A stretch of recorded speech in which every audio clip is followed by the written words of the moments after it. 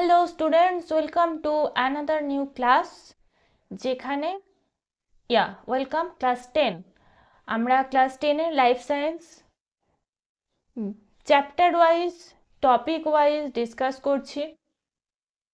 তোমরা অলরেডি যে ক্লাসগুলো পেয়েছো সেটা হচ্ছে কোষের মধ্যে কোষের ভাগ, প্রোক্যারিওটিক, ইউক্যারিওটিক, কোষের যে গঠন, ক্রোমোজোম এবং ক্রোমোজোমের গঠন, ক্রোমোজোমের পুরো স্ট্রাকচার, তার ভিতরে কি কি থাকে, ডিএনএ আরএনএর স্ট্রাকচার, এই সমস্ত কিছু নিয়ে আমাদের একটা টপিক ডিসকাশন হয়ে গেছে।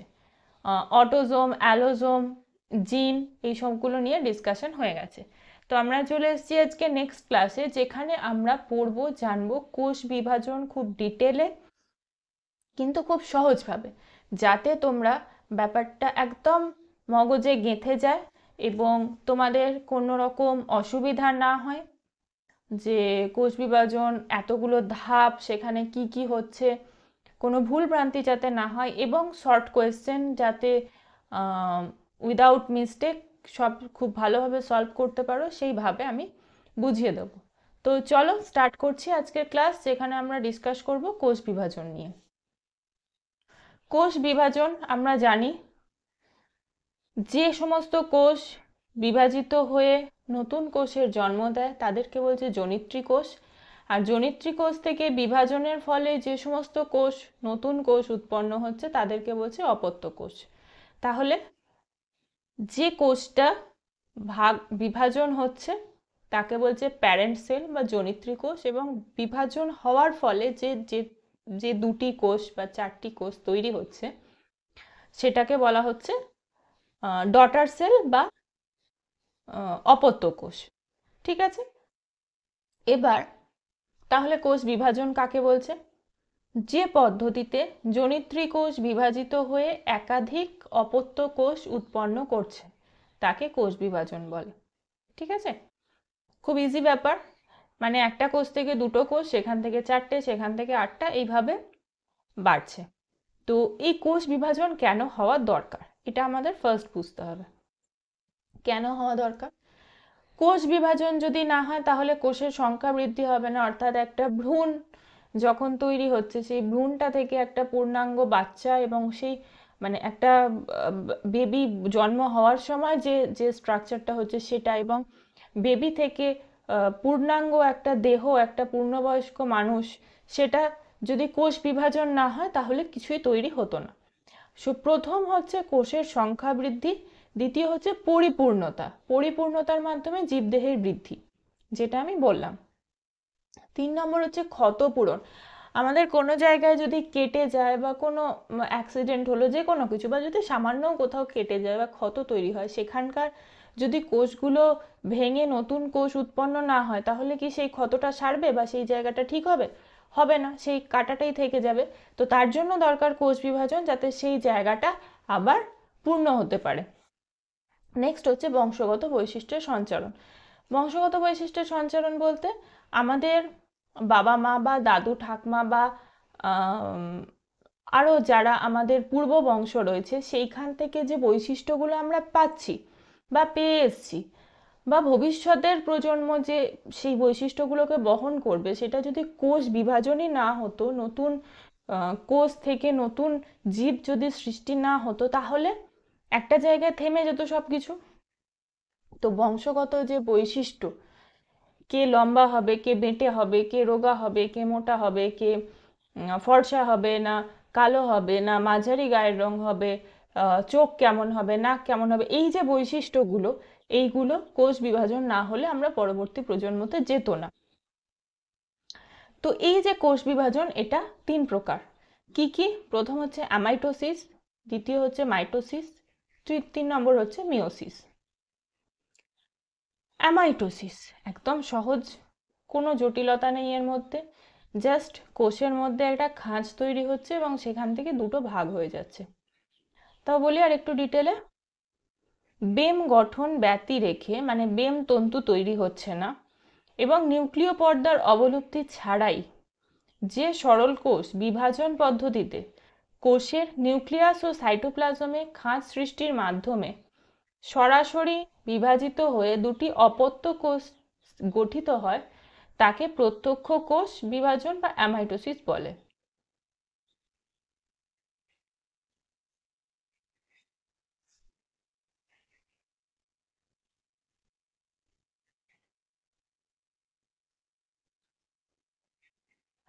তো অ্যামাইটোসিস কি আরেকবার বলে দিই, যেখানে বেমতন্তুর গঠন হচ্ছে না, যেখানে নিউক্লিয় পর্দার অবলুপ্তি হচ্ছে না, যেখানে সরল কোষ বিভাজন পদ্ধতিতে শুধুমাত্র কোষের নিউক্লিয়াস এবং সাইটোপ্লাজমে একটা খাঁজ বা ভাঁজ সৃষ্টি হচ্ছে এবং সেখান থেকে সরাসরিভাবে বিভাজিত হয়ে যাচ্ছে, গিয়ে দুটো কোষ তৈরি করছে, সেটাকে দুটো অপত্য কোষ যখন গঠন হচ্ছে সেটাকে বলছে অ্যামাইটোসিস বা প্রত্যক্ষ কোষ বিভাজন। ওকে, নেক্সট আমরা আসবো, আচ্ছা এটা এই অ্যামাইটোসিস কাদের কাদের হচ্ছে? ব্যাকটেরিয়া, ইস্ট, যারা একদম তোমার নিম্নগোত্রীয়, তো ব্যাকটেরিয়া, ইস্ট, অ্যামিবা, তরুণাস্থি, ভ্রূণ পর্দার কোষ এই ইত্যাদিতে অ্যামাইটোসিস কোষ বিভাজন দেখা যায়। আচ্ছা, অ্যামাইটোসিসে কি হয়? এই সমস্ত ব্যাকটেরিয়া, ইস্ট এদের বংশবিস্তার হচ্ছে এবং এই পদ্ধতিতে যেটা হয় দ্রুত কোষের সংখ্যা বৃদ্ধি পায়, যেটা অ্যামাইবার ক্ষেত্রে হয়। আচ্ছা, এবার আসবো দেহকোষ কি আর জনন কোষ কি, সোম্যাটিক সেল আর জার্ম সেল। আগের ক্লাসে আমরা অলরেডি ছোট করে বলেছিলাম হ্যাপ্লয়েড ডিপ্লয়েডের কথা, এবং কোথাও আমরা দেখছি 46টা রয়েছে কোষ, কোথাও রয়েছে 23টা, কোথাও 44টা। এই ব্যাপারটা কি? জীবদেহের বিভিন্ন অঙ্গের গঠন ও বৃদ্ধিতে সাহায্যকারী কোষকে দেহকোষ বলে। দেহকোষ সবসময় ডিপ্লয়েড হয়, অর্থাৎ 2n। বিভিন্ন অঙ্গের গঠন ও বৃদ্ধিতে সাহায্য করে যেগুলো, সেগুলো হচ্ছে দেহকোষ, এবং সেটা 2n সংখ্যক হয়। যেমন উদ্ভিদের মূল, কাণ্ড, পাতা, প্রাণীর সমস্ত দেহ, হাত পা, দেহের বিভিন্ন অংশ। আর আরেকটি হচ্ছে জনন কোষ বা জার্ম সেল। জনন কোষে কি হচ্ছে, জনন অঙ্গে উৎপন্ন যে সকল হ্যাপ্লয়েড ক্রোমোজোম মানে n সংখ্যক হ্যাপ্লয়েড ক্রোমোজোম যুক্ত কোষ যৌন জননে অংশগ্রহণ করে তাকে জনন কোষ বলে। যেমন ডিম্বাণু, শুক্রাণু, পরাগরেণু, এগুলো সবসময় n সংখ্যক হয়, মানে হ্যাপ্লয়েড সংখ্যক। আচ্ছা, এরা এরা এই হ্যাপ্লয়েড সংখ্যক ক্রোমোজোম বা হ্যাপ্লয়েড সংখ্যক কোষ এটা শুধুমাত্র জনন কার্যের ক্ষেত্রেই দেখা যায়, যে কারণে এগুলো জনন কোষ। তো অ্যামাইটোসিস হলো। এবার আসবো মাইটোসিস, দ্বিতীয় প্রকারের কোষ বিভাজন, যেখানে কি হচ্ছে, যে পরোক্ষ কোষ বিভাজন পদ্ধতিতে দেহ মাতৃকোষের ক্রোমোজোম সহ নিউক্লিয়াস এবং সাইটোপ্লাজম প্রত্যেকে একবার মাত্র বিভাজিত হয়ে মাতৃকোষের সম আকৃতি, সম বৈশিষ্ট্য ও সমান সংখ্যক ক্রোমোজোম যুক্ত দুটি অপত্য কোষ গঠিত হয়, তাকে মাইটোসিস বলে। পরোক্ষ কোষ বিভাজন, পয়েন্টগুলো জাস্ট মাথায় রাখতে হবে। পরোক্ষ কোষ বিভাজন মাতৃকোষের ক্রোমোজোম সহ, কার কার বিভাজন হচ্ছে? ক্রোমোজোম, নিউক্লিয়াস, সাইটোপ্লাজম, প্রত্যেকটার কিরাম বিভাজন হচ্ছে? সমানভাবে বিভাজন হচ্ছে। অর্থাৎ একটা কোষ ঠিক মাঝ বরাবর সমানভাবে বিভাজন হচ্ছে। নিউক্লিয়াসটা ইকুয়ালি ডিভাইড হচ্ছে, সাইটোপ্লাজম ইকুয়ালি ডিভাইড হচ্ছে, যে কারণে দুটো যে অপত্য কোষ, মানে একটা কোষ থেকে যে দুটো অপত্য কোষ তৈরি হচ্ছে, দুটো সমান আকৃতির হচ্ছে, সমান বৈশিষ্ট্যের হচ্ছে, সমান সংখ্যক ক্রোমোজোম থাকছে, এটাকে বলছে মাইটোসিস। ঠিক আছে, এবং একবার মাত্রই বিভাজন হচ্ছে। কেন না, মিওসিসে যেহেতু হ্রাস বিভাজন হয়, সেই জন্য মাইটোসিসের সংজ্ঞার ক্ষেত্রে কিন্তু অবশ্যই মেনশন করতে হবে যে একবার মাত্র বিভাজিত হচ্ছে। ঠিক আছে, তাহলে পরোক্ষ কোষ বিভাজন যেখানে দেহ মাতৃকোষের ক্রোমোজোম সহ নিউক্লিয়াস, সাইটোপ্লাজম প্রত্যেকে একবার মাত্র বিভাজিত হয়ে মাতৃকোষের সম আকৃতি, সম বৈশিষ্ট্য এবং সমান সংখ্যক ক্রোমোজোম যুক্ত দুটো অপত্য কোষ সৃষ্টি হচ্ছে বা গঠিত হচ্ছে, তাকে বলছে মাইটোসিস। কাদের ক্ষেত্রে হয়? আদর্শ নিউক্লিয়াস যুক্ত দেহকোষ মানে কোথায় কোথায় হয়? আদর্শ নিউক্লিয়াস যুক্ত দেহকোষে হচ্ছে জনন গ্রন্থি বা গোনাড, যেখানে গ্যামেটোজেনেসিস পদ্ধতিতে জনন কোষের সংখ্যা বৃদ্ধির দশা। এটা পরে আসবো। জনন গ্রন্থি বা গোনাড সেখানে হচ্ছে। আচ্ছা, নেক্সট হচ্ছে উদ্ভিদ দেহের ভাজক কলার কোষ। মানে ভাজক কলা কোথায় থাকে আমরা জানি, উদ্ভিদের বর্ধিষ্ণু অংশ, অর্থাৎ যে জায়গাগুলো বাড়ছে, মূল যেখানে বাড়ছে, গাছের কাণ্ড যেখানে বাড়ছে, নতুন পাতা যেখানে, যেখান থেকে উদ্ভিদের আরো বৃদ্ধি হচ্ছে, সেইখানে ভাজক কলা। তো সেই ভাজক কলার কোষে মাইটোসিস কোষ বিভাজন ঘটছে। পরোক্ষ কোষ বিভাজন কি? পরোক্ষ কোষ বিভাজন হচ্ছে যে কোষ বিভাজনে মাতৃকোষ সরাসরি বিভাজিত না হয়ে কতকগুলি অন্তর্বর্তী দশার মাধ্যমে বিভাজিত হয়, তাকে পরোক্ষ কোষ বিভাজন বলে। যেমন আমরা পড়লাম মাইটোসিসে পরোক্ষ কোষ বিভাজন, তো বেশ কিছু অন্তর্বর্তী দশা মানে ধাপে ধাপে বিভাজিত হচ্ছে। অ্যামাইটোসিসে কি হচ্ছিল? জাস্ট ভাঁজ বা খাঁজ সৃষ্টি হলো এবং সেখান থেকে কোষটা দুটো ভাগ হয়ে গেল। বাট মাইটোসিসের ক্ষেত্রে বেশ কিছু স্টেপ ফলো করে হচ্ছে। আচ্ছা, এবং পরোক্ষ কোষ বিভাজন মিয়োসিসে আরো অনেক বেশি স্টেপ, যেগুলো আমরা ডিটেলে আসবো। সমবিভাজন কি? মাইটোসিস কোষ বিভাজনে মাতৃকোষ এবং অপত্য কোষে ক্রোমোজোম সংখ্যা সমান থাকে বলে একে সমবিভাজন বলে। ডিপ্লয়েড মানে 2n, দেহকোষে পরস্পর সদৃশ ক্রোমোজোমগুলি জোড়ায় জোড়ায় অবস্থান করে, মানে একই ধরনের একই বৈশিষ্ট্যযুক্ত বা একই রকম ক্রোমোজোমগুলো দুটো দুটো করে একসাথে থাকে, যে কারণে দেহকোষে এই জোড় সংখ্যক ক্রোমোজোম সংখ্যাকে ডিপ্লয়েড বা 2n বলে। আর এই প্রকার কোষকে মানে 2n ক্রোমোজোম যুক্ত কোষকে বলা হয় ডিপ্লয়েড কোষ। যেমন দেহকোষ, তো মানুষের দেহকোষে কতগুলো ক্রোমোজোম থাকে? 2n হচ্ছে 2n ইকুয়াল টু 46। নেক্সট হচ্ছে হ্যাপ্লয়েড। হ্যাপ্লয়েড কি? ডিপ্লয়েডের অর্ধেক, অর্থাৎ সেটা কোথায় থাকছে? জনন কোষে। জনন কোষে সবসময় কিন্তু হ্যাপ্লয়েড সংখ্যকই ক্রোমোজোম থাকে। দেহকোষের ক্রোমোজোম সংখ্যার অর্ধেক এবং এই অর্ধভাগকে বলা হচ্ছে হ্যাপ্লয়েড। এবং এই n সংখ্যক ক্রোমোজোম যুক্ত কোষকে বলছে হ্যাপ্লয়েড কোষ, যেমন শুক্রাণু, ডিম্বাণু, পরাগরেণু এগুলো। আচ্ছা, মাইটোসিসের তাৎপর্য বা গুরুত্ব কি? প্রথম হচ্ছে জীবের সামগ্রিক বৃদ্ধি, যেটা কোষ বিভাজনের গুরুত্ব। মাইটোসিস কোষ বিভাজনের ফলে বহুকোষী জীবদেহে কোষের সংখ্যা বৃদ্ধি ঘটে, দেহের আকার আয়তন বৃদ্ধি পায়, যা জীবের সামগ্রিক বৃদ্ধি ঘটায়। যেমন প্রত্যেকটা উন্নত বহুকোষী জীব নিষেকের ফলে সৃষ্ট জাইগোট, অর্থাৎ n একটা শুক্রাণু একটা ডিম্বাণু, n যেখান থেকে জাইগোট তৈরি হচ্ছে 2n, সেই 2nটা বারবার ভেঙে ভেঙে ভেঙে ভেঙে পূর্ণাঙ্গ একটা জীব তৈরি হচ্ছে, যেটা আমি প্রথমেই বললাম যে কোষ বিভাজন মানে একটা ভ্রূণ থেকে একটা বাচ্চা তৈরি হওয়া, এবং সেই বাচ্চাটা থেকে জন্মের পর বড় হয়ে তার প্রত্যেকটা অঙ্গ প্রত্যঙ্গ বড় হয়ে ম্যাচিওর হয়ে একটা পূর্ণাঙ্গ দেহ তৈরি হওয়া। তো সেটা হচ্ছে কোষ বিভাজন বা এই মাইটোসিসের একটা বড় কাজ, ভূমিকা। আচ্ছা, নেক্সট হচ্ছে ক্ষত নিরাময় ও নতুন অঙ্গের সৃষ্টি। মাইটোসিস কোষ বিভাজনের ফলে উৎপন্ন অপত্য কোষের সাহায্যে জীবদেহের ক্ষত নিরাময় হয় এবং নতুন অঙ্গ গঠিত হয়। বংশ বিস্তার। বহু এককোষী জীব যেমন অ্যামিবা, প্যারামেসিয়াম, ইস্ট এদেরও কোষ বিভাজনের মাধ্যমে অযৌন জনন পদ্ধতিতে বংশ বিস্তার করে। কিছু কিছু অনুন্নত জীবের অ্যামাইটোসিস পদ্ধতিতে হয়, কিছু কিছু মাইটোসিস পদ্ধতিতেও হয়।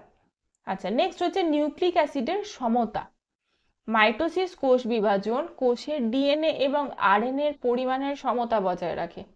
না হলে কি হতো? এগুলো কোষে বেড়েই যেত। বিভাজন হচ্ছে, ডিভাইড হয়ে হয়ে হয়ে হয়ে এদের সংখ্যাটা ঠিকঠাক থাকছে। আর হচ্ছে সমবিভাজন। মাতৃকোষ এবং অপত্য কোষে ক্রোমোজোম সংখ্যা সমান থাকায় জীবদেহে বংশগত বৈশিষ্ট্যগুলির মধ্যে সাম্য বজায় থাকে এবং জীবের বৃদ্ধি সুশৃঙ্খল হয়। ওই যে জাইগোট বললাম, n এবং n থেকে 2n হচ্ছে, 2nটা ভেঙে কিন্তু আবার n হচ্ছে না, 2nটা ইকুয়ালি ভেঙে দুটো 2n, সেই দুটো 2n থেকে আবার ইকুয়ালি ভেঙে দুটো 2nই হচ্ছে, দুটো দুটো 4টে, প্রত্যেকটা কিন্তু 2n সংখ্যকই হচ্ছে, ভেঙে n সংখ্যক হয়ে যাচ্ছে না, যেটা মিওসিসের ক্ষেত্রে হয় সেটা আসছে। তো এটা গেল মাইটোসিস, খুব সিম্পল প্রসেস। জনিত্রী কোষ থেকে সমবিভাজন হয়ে অপত্য কোষ তৈরি হচ্ছে। যদি শর্ট কোয়েশ্চেন আছে সমবিভাজন কোনটাকে বলছে, অ্যামাইটোসিস না মাইটোসিস না মিওসিস, তাহলে মাইটোসিস হবে। ঠিক আছে, তো গেল অ্যামাইটোসিস এবং মাইটোসিস। এরপর আমরা আসবো মিওসিসে। Just a minute.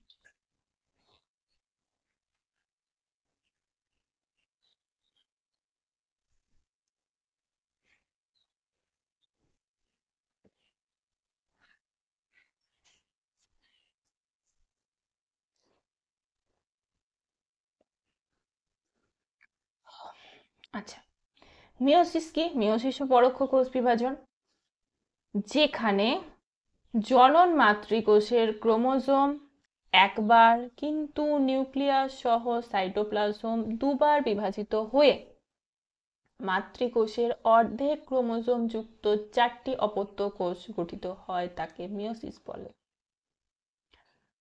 এখানে মাইটোসিসে কি হচ্ছিল, একটা কোষ প্যারেন্ট সেল ভাঙছিল, দুটো ডটার সেল তৈরি হচ্ছিল। এখানে কি হবে, প্যারেন্ট সেল ভেঙে 4টে ডটার সেল তৈরি হবে। যে পরোক্ষ কোষ বিভাজন পদ্ধতিতে জনন মাতৃকোষের, এটা কিন্তু জনন কোষে হচ্ছে, জনন মাতৃকোষ, তার ক্রোমোজোম একবার ভাঙছে কিন্তু নিউক্লিয়াস আর সাইটোপ্লাজম দুবার ডিভিশন হচ্ছে, হয়ে মাতৃকোষের অর্ধেক ক্রোমোজোম যুক্ত 4টি অপত্য কোষ তৈরি হয়। মানে 2n ভেঙে প্রথমে দুটো n, সেখানে সেই n দুটো ভেঙে ভেঙে আবার 4টে। ঠিক আছে, 2n থেকে n হচ্ছে, এই প্রসেসটা হচ্ছে মিওসিস। আবার বলছি, জনন মাতৃকোষের ক্রোমোজোম একবার ভাঙছে, নিউক্লিয়াস আর সাইটোপ্লাজম দুবার ভাঙছে। ঠিক আছে, দুবার বিভাজিত হয়ে মাতৃকোষের অর্ধেক ক্রোমোজোম যুক্ত 4টি অপত্য কোষ তৈরি হচ্ছে। একটা কোষ ভেঙে 4টে অপত্য কোষ তৈরি হচ্ছে এবং দুবার বিভাজন হচ্ছে, যেখানে ক্রোমোজোমের বিভাজন হচ্ছে একবার কিন্তু নিউক্লিয়াস ও সাইটোপ্লাজমের বিভাজন হচ্ছে দুবার। ওকে, এই মিওসিস নামকরণ করেছিলেন বিজ্ঞানী ফার্মার ও মোর। একে বলা হয় হ্রাস বিভাজন। কেন হ্রাস বিভাজন বলা হয়? এই যে বললাম, মাতৃকোষের অর্ধেক ক্রোমোজোম যুক্ত অপত্য কোষ তৈরি হচ্ছে, মানে ওখানে ছিল 2n, মাতৃকোষ অপত্য কোষ হয়ে গেল n, অর্থাৎ অপত্য কোষে মাতৃকোষের ক্রোমোজোম সংখ্যা হ্রাস পাচ্ছে। এই হ্রাস পাওয়ার কারণেই বলা হচ্ছে একে হ্রাস বিভাজন। ওকে, কোথায় হয়?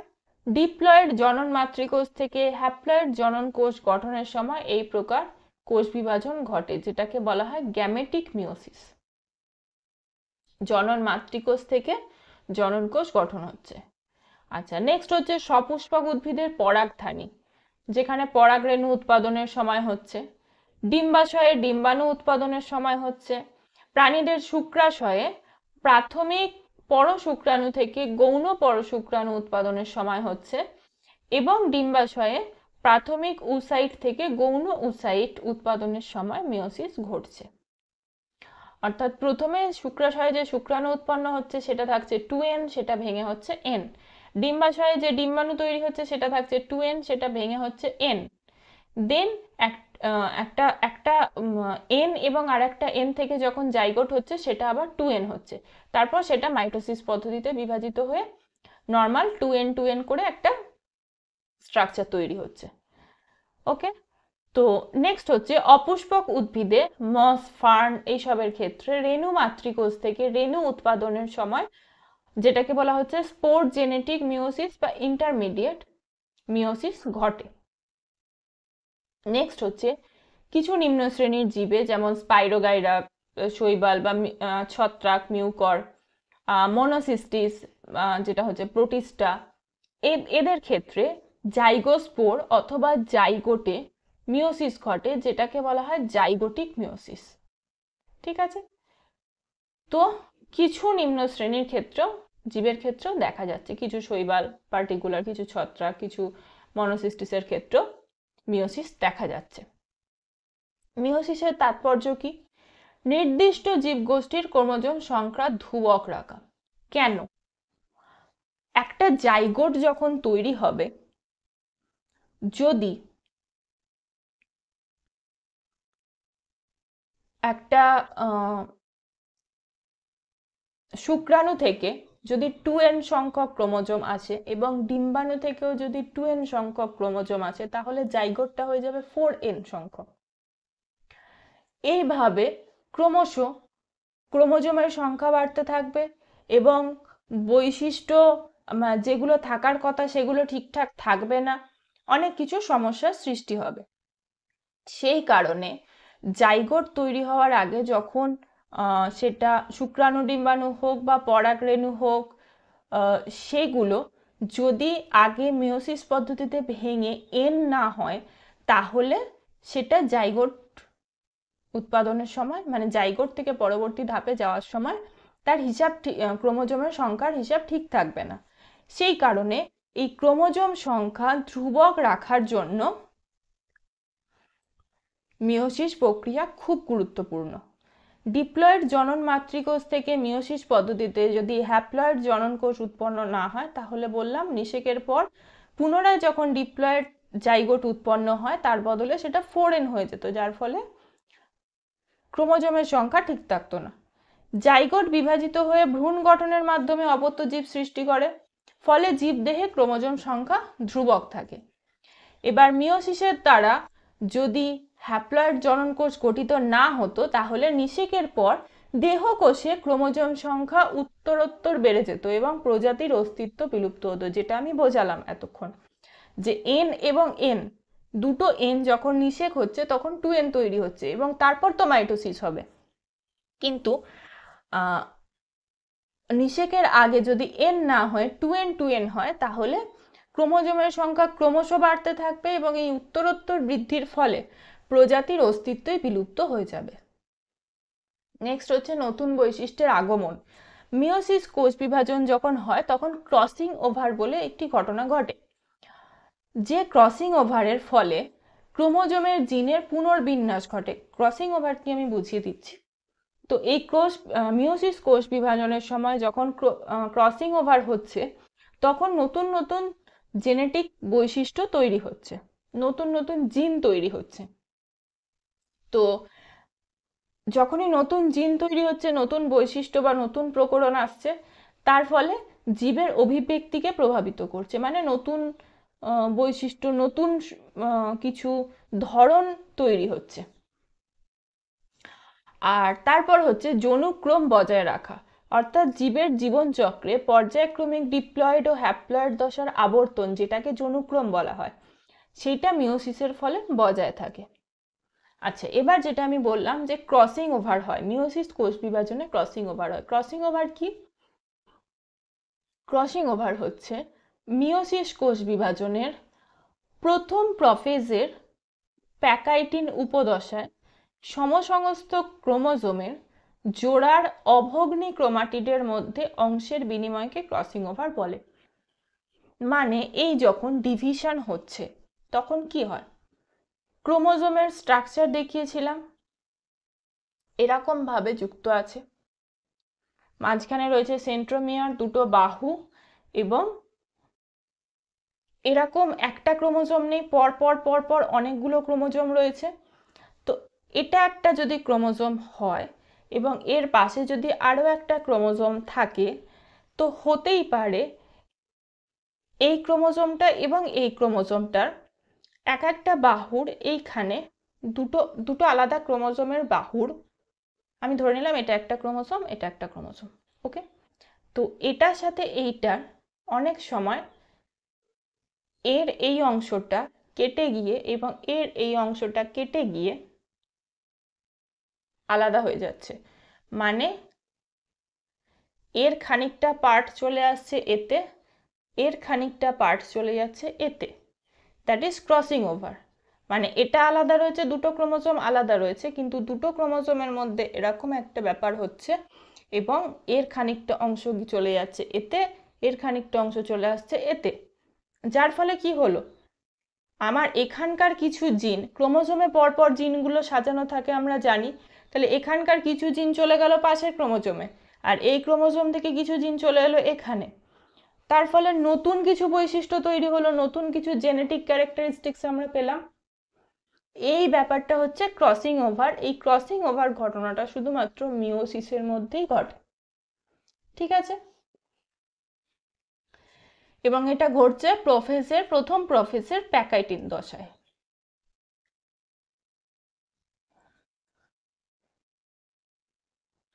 সো আমরা কোষ বিভাজনের অ্যামাইটোসিস, মাইটোসিস, মিওসিস, তিনটে কোষ বিভাজন পড়লাম বা জানলাম। নেক্সট আমরা আসব কোষ চক্র, যেখানে আমরা কোষ বিভাজনের সমস্ত দশাগুলো পাবো, মাইটোসিস, মিওসিস, এগুলো কিভাবে হচ্ছে, কোন পর্যায়ে কি ঘটছে, কিভাবে ক্রোমোজোমগুলো ভাঙছে, নিউক্লিয়াস কিভাবে সেপারেট হচ্ছে, সাইটোপ্লাজম কিভাবে সেপারেট হচ্ছে, এই পুরো জিনিসটা আমরা পড়বো নেক্সট